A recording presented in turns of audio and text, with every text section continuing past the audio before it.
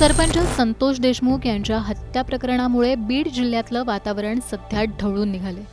देशमुखांच्या हत्येनंतर संशयाची सुई फिरली ती वाल्मिक कराडकडे।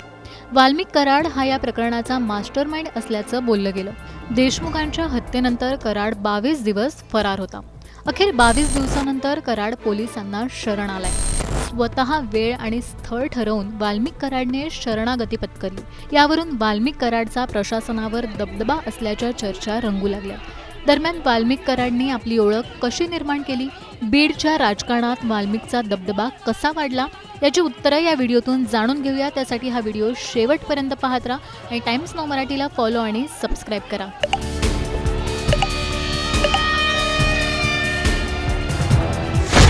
मस्साजोग गावचे सरपंच संतोष देशमुख यांची निर्घृणपणे हत्या करण्यात आली। त्यानंतर बीडमधलं राजकीय वातावरण ढवळून निघालं। देशमुखांच्या निर्घृण हत्येचा ठपका मंत्री धनंजय मुंडे यांचा निकटवर्तीय वाल्मिक कराड याच्यावर ठेवण्यात आला। देशमुखांच्या हत्येनंतर वाल्मिक कराड 22 दिवस फरार होता। अखेर 22 दिवसानंतर कराडने पोलिसांसमोर आत्मसमर्पण केलं। इतक्या दिवसात वाल्मिक कराडला अटक करता आली नाही म्हणून पोलिसांवरही टीकेची झोड उठवण्यात आली। कराडच्या आर्थिक नाड्या आवळल्यानंतर त्याने शरणागती पत्करली, तेही स्वतः वेळ आणि स्थळ ठरवून।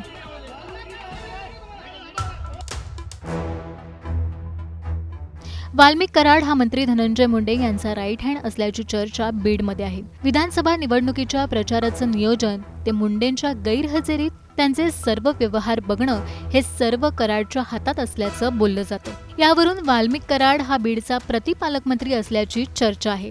त्याचा स्थानिक पोलीस आणि प्रशासनावर दबदबा असल्याचं बोललं जातं। त्याचसोबत कराडवर खंडणी, हाणामारी यासारखे गंभीर गुन्हे सुद्धा दाखल आहेत।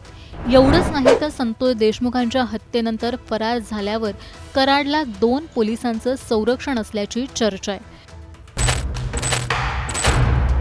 वाल्मिक कराडने बीडच्या राजकारणात आपला वचक निर्माण केल्याची कुजबूज आहे। वाल्मिक कराड हा गोपीनाथ मुंडेंचा निस्सीम भक्त असल्याचं बोललं जातं।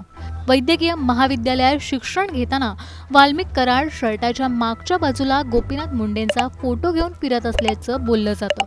आवाजातील करारीपणा आणि आपल्या रांगड्या बाजामुळे कराड कार्यकर्त्यांमध्ये फेमस झाला। नंतरच्या काळात कराडने परळी नगरपालिकेत नगरसेवक, उपनगराध्यक्ष, नगराध्यक्ष, गटनेता अशी पदं भूषवली आणि त्याचसोबत यंत्रणांना आपल्या हाताशी धरल्याचं बोललं जातं। यामुळेच त्याचा राजकारणातील दबदबा वाढल्याचं बोललं जातं। वाल्मिक कराडच्या दबदब्याविषयी तुम्हाला काय वाटतं हे आम्हाला कमेंट करून नक्की सांगा।